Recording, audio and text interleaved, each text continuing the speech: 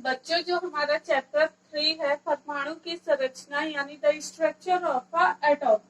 सबसे पहली हेडिंग है आपकी परमाणु पदार्थ की मूलभूत इकाई यानी atom the basic unit of a substance.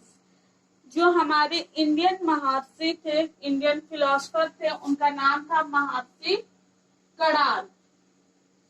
सबसे पहले इंडियन फिलोसफर महर्षि कणाद ने बताया था कि यदि हम किसी पदार्थ को छोटे छोटे भागों में विभाजित करें तो एक स्थिति ऐसी आएगी जब हम उस कण को और छोटे भाग में डिवाइड नहीं कर पाएंगे। जो सबसे लास्ट में कण बचेगा, जिसे हम और ज्यादा डिवाइड नहीं कर सकते हैं, उस कण को हम परमाणु कहते हैं।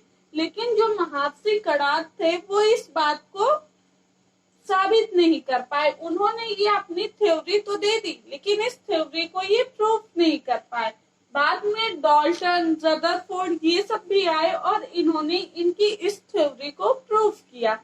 उसके बाद जो अणु होता है यानी कि मॉलिक्यूल, सबसे पहले अणु होता है। अणुओं को जब हम विभाजित करते हैं तो वो परमाणु बनता है। अणु दो या दो से अधिक परमाणु आपस में मिलकर अणु बनाते, यानी कि जब ये दो 1+1 या इससे ज्यादा परमाणु आपस में मिलते हैं तो वो एक अणु बनाते हैं। अणु दो तरीके के होते हैं, एक तो होता है तत्व और दूसरा होता है यौगिक। तत्व यानी कि एलिमेंट। जब समान प्रकार के परमाणु आपस में मिलते हैं तो उन्हें तत्व कहते हैं। जैसे H+H H2 बनता है, ये एक तत्व है, यानी कि ये हाइड्रोजन और ये भी हाइड्रोजन। जब हाइड्रोजन के दो मॉलिक्यूल्स आपस में मिलते हैं तो वो हाइड्रोजन गैस बनाते हैं, जो कि एक तत्व होगा। यौगिक वो होता है जब असमान प्रकार के परमाणु, यानी कि जब दो या दो से अधिक असमान प्रकार के परमाणु आपस में मिलकर कोई अणु बनाते हैं तो उस अणु को यौगिक कहते हैं। जैसे H+Cl, H यानी हाइड्रोजन, Cl मीन्स क्लोरीन। जब हाइड्रोजन और क्लोरीन आपस में मिलते हैं तो हाइड्रोक्लोरिक एसिड बनाते हैं। ये जो हाइड्रोक्लोरिक एसिड है ये एक यौगिक है। क्यों? क्योंकि इसमें हाइड्रोजन अलग तरह का परमाणु है और क्लोरीन अलग तरह का परमाणु है। उसके बाद आता है हमारा डाल्टन का परमाणु सिद्धांत या डाल्टन्स एटॉमिक थ्योरी।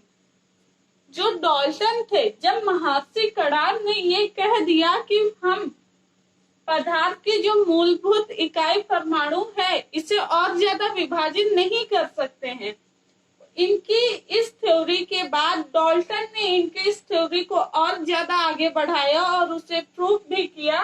तो डाल्टन ने जो अपनी थ्योरी दी उसे डाल्टन का परमाणु सिद्धांत कहते हैं। इनकी थ्योरी में 5 पॉइंट्स थे। पहला पॉइंट है, पदार्थ या तत्व अनेक सूक्ष्म कणों से मिलकर बना है जिन्हें परमाणु कहते हैं। यही बात कणाद ने भी कही थी कि जो सबसे छोटी इकाई होगी वो परमाणु होगी, यानी कि परमाणु जो होगा वो बेसिक यूनिट होगी किसी भी सब्सटेंस की। सेकेंड पॉइंट इन्होंने दिया था, परमाणु को ना तो नष्ट किया जा सकता है ना ही बनाया जा सकता है, यानी हम परमाणु को ना तो बना सकते हैं ना ही उसे नष्ट कर सकते हैं। थर्ड पॉइंट था, परमाणु अविभाज्य होता है, यानी परमाणु को अब हम और छोटे छोटे कणों में विभाजित नहीं कर सकते। लेकिन ये पॉइंट इनका यहाँ गलत हो गया था। अभी आगे जब रदरफोर्ड आएंगे तो वो अपने एक्सपेरिमेंट से इस पॉइंट को गलत साबित कर देंगे और कहेंगे कि परमाणु को और भी छोटे छोटे भागों में डिवाइड किया जा सकता है, और वो छोटे भाग वो बताएंगे प्रोटॉन, इलेक्ट्रॉन और न्यूट्रॉन। पॉइंट था, एक ही तत्व के परमाणु भार, आकार व अन्य गुणों में समान होते हैं किंतु दूसरे तत्व के परमाणु से भिन्न होते हैं। जैसे कि अगर हम एक H2 का अणु ले और दूसरा भी H2 का अणु ले तो ये दोनों अणु आपस में समान होंगे, इनके गुण भी समान होंगे, इनके भार भी समान होंगे और इनके आकार भी समान होंगे। लेकिन अगर हम एक H2 और एक O2 ले तो यहाँ पे हाइड्रोजन का गुण अलग है, हाइड्रोजन का भार आकार अलग है, ऑक्सीजन का गुण भार आकार सब अलग है। यही पॉइंट इन्होंने पॉइंट नंबर 4 में दिया था। उसके बाद जो 5th पॉइंट था, परमाणु सरल पूर्णांक में संयुक्त होते हैं। अगर आप हाइड्रोजन लें तो इसमें भी 2 मॉलिक्यूल हैं हाइड्रोजन के। HCl लें, हाइड्रोजन का एक मॉलिक्यूल, क्लोरीन का एक मॉलिक्यूल। कहीं पे भी ऐसा नहीं दिखाई देगा 1/3H2 या 0.2H एंड 0.5Cl, ऐसा कहीं नहीं मिलेगा। ठीक, ये चीजें हमें कहीं नहीं मिलेंगी। क्यों? क्योंकि जो भी एलिमेंट होते हैं वो सरल पूर्णांक में संयुक्त होते हैं। ठीक है। उसके बाद है परमाणु का संगठन। डाल्टन्स एटॉमिक थ्योरी में कहा गया था that atom is not divisible. हम परमाणु को आगे विभाजित नहीं कर सकते, लेकिन उसके बाद रदरफोर्ड ने अपने प्रयोग किया और रदरफोर्ड ने कहा कि नहीं, परमाणु को विभाजित किया जा सकता है। तो परमाणु को 3 कणों में विभाजित किया जा सकता है। पहला है इलेक्ट्रॉन, दूसरा है प्रोटॉन और तीसरा है न्यूट्रॉन। इलेक्ट्रॉन जो होता है इस पे नेगेटिव चार्ज होता है, प्रोटॉन पे पॉजिटिव चार्ज होता है और जो न्यूट्रॉन होता है इस पे कोई भी चार्ज नहीं होता, ये उदासीन होता है। जो इलेक्ट्रॉन का मास है, m मतलब मास, e मतलब इलेक्ट्रॉन, इलेक्ट्रॉन का जो मास है वो हाइड्रोजन के मास का हाइड्रोजन के मास को अगर हम 1837 से डिवाइड कर दें तो हमें इलेक्ट्रॉन का मास मिल जाएगा। जो प्रोटॉन का द्रव्यमान होता है वो लगभग हाइड्रोजन के द्रव्यमान के बराबर होता है और जो न्यूट्रॉन का द्रव्यमान होता है वो भी लगभग हाइड्रोजन के द्रव्यमान के बराबर होता है। जो इलेक्ट्रॉन होता है इसको जे थॉमसन ने खोजा था। प्रोटॉन की खोज रदरफोर्ड ने की थी और न्यूट्रॉन की खोज जेम्स चैडविक ने की थी। इस चीज को याद करने के लिए कि किस कण की खोज किसने की, आप इस लाइन को याद कर सकते हैं, ईट पर नाचो। ई मीन्स इलेक्ट्रॉन, ट मतलब थॉमसन, अ मतलब प्रोटॉन, रा मतलब रदरफोर्ड, ना मतलब न्यूट्रॉन, चा मतलब चैडविक। ईट पर नाचो यानी इलेक्ट्रॉन की खोज जे थॉमसन ने, प्रोटॉन की खोज रदरफोर्ड ने और न्यूट्रॉन की खोज चैडविक ने की। रदरफोर्ड का नाभिकीय मॉडल।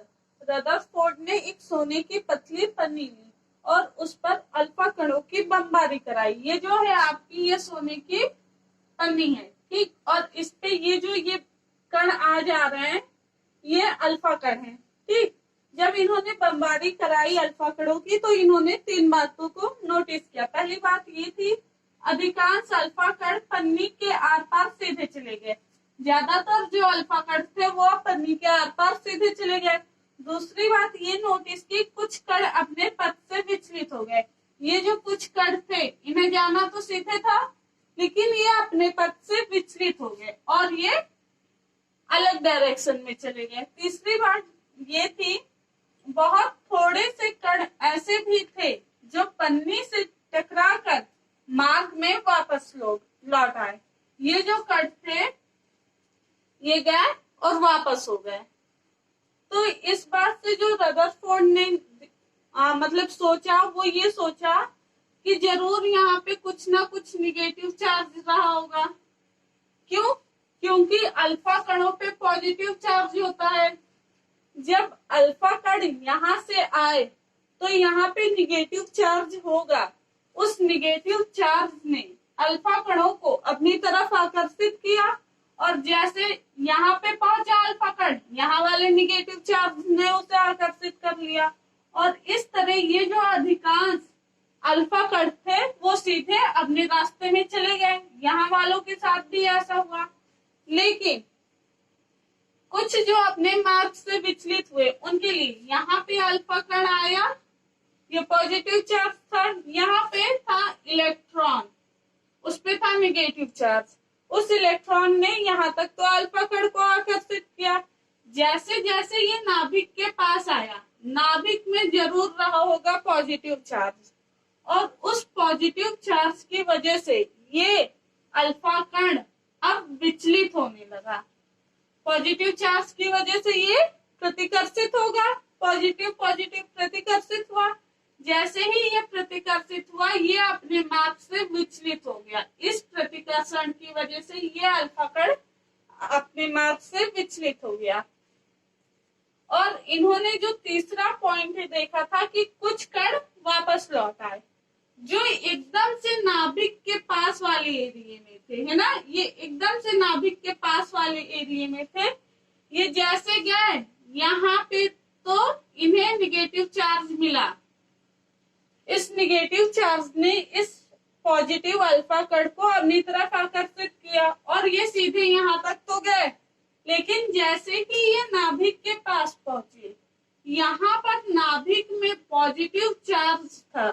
उस पॉजिटिव चार्ज ने इनको इतना ज्यादा प्रतिकर्षित कर दिया कि ये ना तो विचलित हो पाए ना ही ये आगे जा पाए, ये सीधे अपने मार्ग में वापस लौट आए। तो जो ये रदरफोर्ड की थ्योरी थी, इस थ्योरी से तीन बातें निकल के सामने आई। पहली बात तो ये निकल के आई कि नाभिक में पॉजिटिव चार्ज होता है ना, जो हमारा न्यूक्लियर होता है उस पे पॉजिटिव चार्ज होता है। दूसरी बात ये निकल के आई कि यहाँ पर आसपास इलेक्ट्रॉन पाए जाते होंगे, यानी कि न्यूक्लियर के चारों तरफ गोले में, है ना, रिंग्स में, ऐसे ऐसे रिंग्स में इलेक्ट्रॉन पाए जाते होंगे। और तीसरी बात ये निकल के आई जो थॉमसन ने अपने में कहा था कि इलेक्ट्रॉन घसे हुए होते हैं प्रोटॉन में, वो गलत हो गई, है ना। ये जो रदरफोर्ड का मॉडल था, इसने थॉमसन के उस मॉडल को गलत साबित कर दिया।